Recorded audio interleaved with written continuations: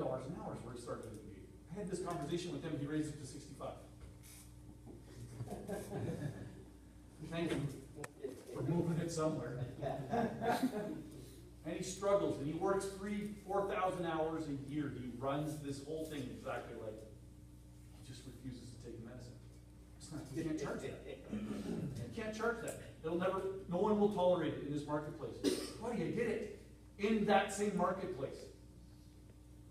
And I walked up to my first customer and they said, oh, that seems like a lot. Yeah, it's expensive. It's what it costs to be in business. So you can't do this. You can't be in this industry and be awesome without charging a price that's commensurate with being awesome. It's our moral imperative.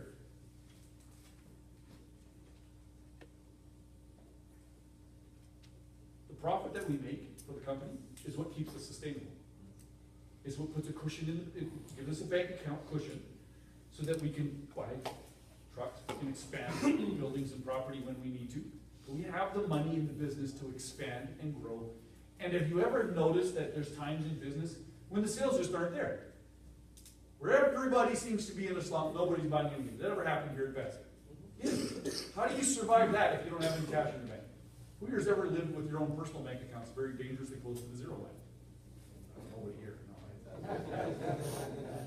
You're looking at your account balance right now. Like, well, me. How uncomfortable is that? So now be $18 million as your budget and be dangerously close to the zero line. Have 200 families depending on you to pay their mortgages and their car payments and get their kids to college. And be dangerously close to the zero line. And we have this thing like we shouldn't be charging this. Oh, it's immoral. It's enough. It's garbage. You can't. You'll never sell me on it. It's what we fabricated in our mind, and we believe it because at some core level it connects to our identity.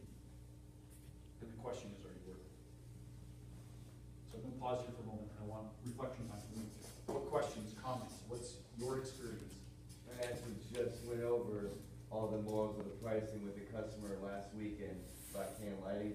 And after I gave him the price, he's like, wow, that is kind of expensive. Like, this is what I charge for cans. And, you know, with his confidence in that being said, he's like, okay, well, then I'll do it. But, you know, he had to bust my balls, if you will, before he would sign on.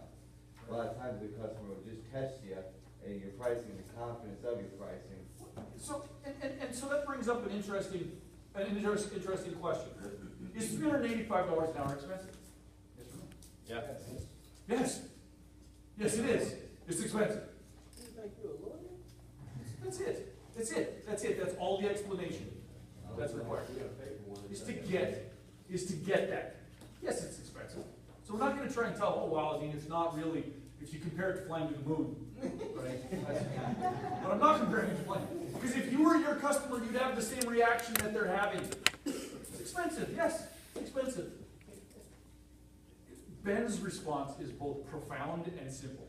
Yes, it's expensive. I'm a plumber. Which option would you like? No apologizing or explaining. There's this thing that we do. There's this thing that we do that's called DEAR. What do you prefer that? DEAR.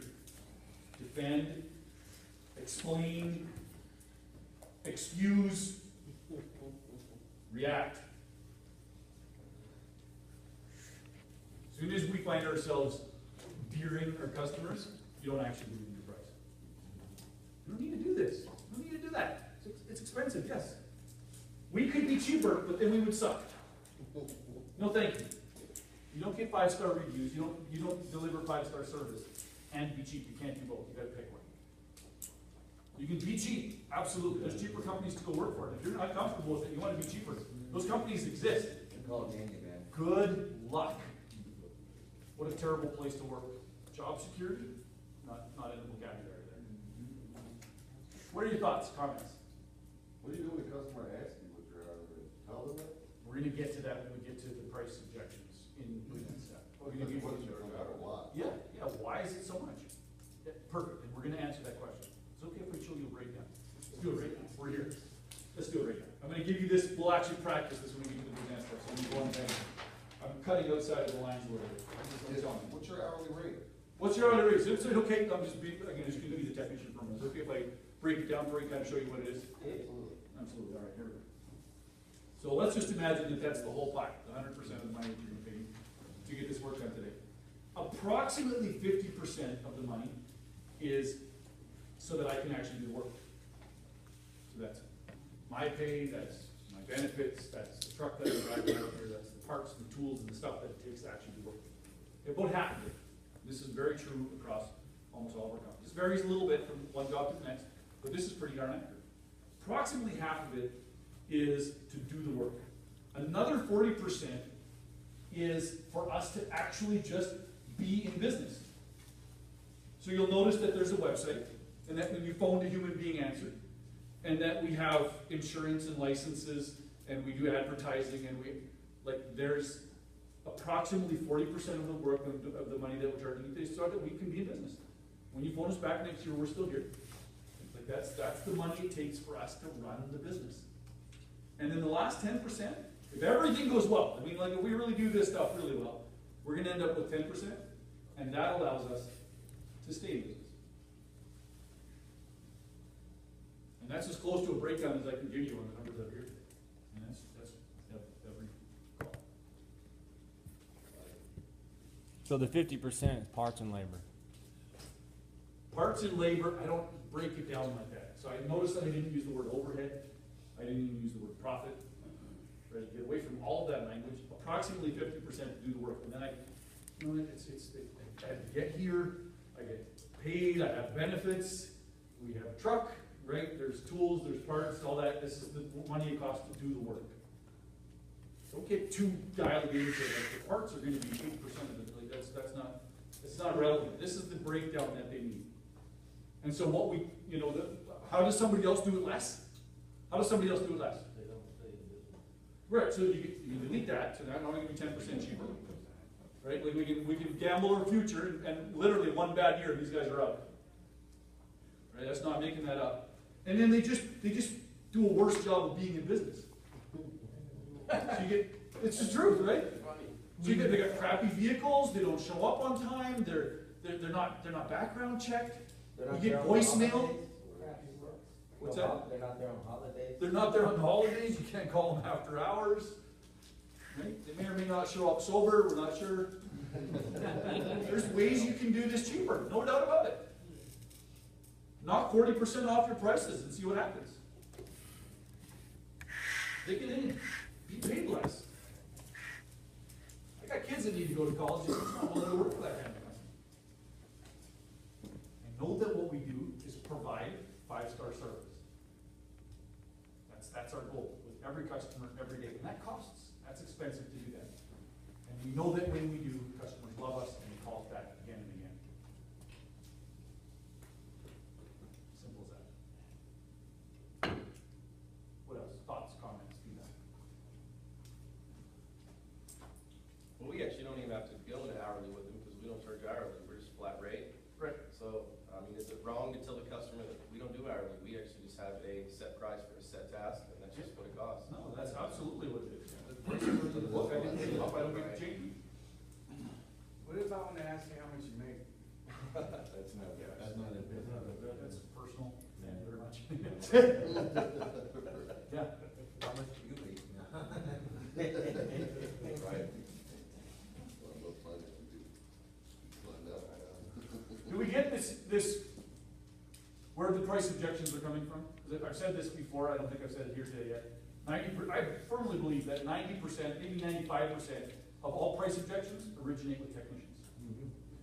Like I said, it's the confidence in how you speak to them. It's like I said, if you're second guessing in your own voice, as you're talking to customer is going to sense that, period. If you're not confident, they're not gonna buy from you, because they're gonna be like, well, if he's not confident in the price that he's selling me, how the hell is he even confident in the work that he's doing? Right. So I show up, and my focus is on, oh no, man, this guy, this is a lot. They're never gonna buy this, right? It's going on in the back of my mind. Right? Oh, this customer, I can't believe this is good. My body language starts to shift. I'm shy and scared of the numbers, right? See that? And what do? They just reflect it back. Oh, that's a lot. Yeah, see, told you. Hey, boss.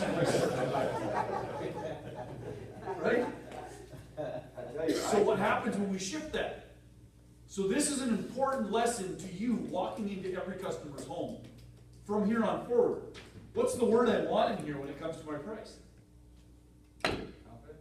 Confident. What happens if I put confident in there and I take a couple of breaths and I'm like, all right, what does confident look like?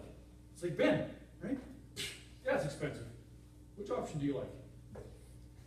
Changes my body language, it changes my tone, it changes how the words come out of my mouth. And you, like, there's no learning to do here. You know how to do all of that. You get that? No one taught you how to be confident. You know how to be confident. People that sell confidence classes are it's snake oil. They're making money at it. People are signing up, oh, I need confidence. Have them run through a bunch of drills. No, you know how. Everybody has it. You just got to access it. You did it before. Sit confident. Right? Boom, everybody changes immediately. They didn't tell you. You know this stuff instinctively. This is a part. So this is your answer. Who do I want to be when I walk into that customer's home? Do I want to be shy, afraid, unsure? Because boom, there I am. Or do I want to be confident, powerful, in charge? Who are you going to be with your customers? I'm going to give you a moment. There's a page that says you are worth it. At the top. I'm going to wrap this up and then we're going to get some lunch. Page 27. Page 27. You are worth it is the title of the page. And all I'm going to ask you to do here in this You Are Worth It page is just your reaction to what's just happened. Where's your head at right now as it relates to you, to your prices, and to what things you will or won't do going forward? Okay? There's no right or wrong answers here. Just what's your reaction to this right now? Just capture your thoughts. Right now, what I'm thinking is fill in the blank.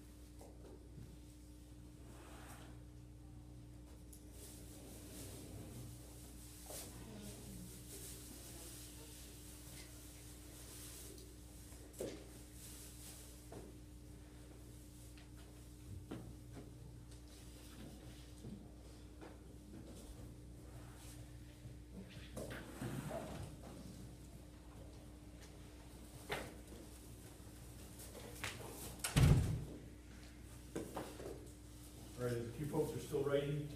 What are the thoughts, comments, feedback you have for this moment? Put on your mic. Yep. To change the world, change yourself. To change the world, change yourself. Absolutely. Yeah. We actually really can't afford to not charge for what we know. Yeah. And it's, just the knowledge itself is worth a lot, but to not charge for what everybody's spent their whole life learning and shit,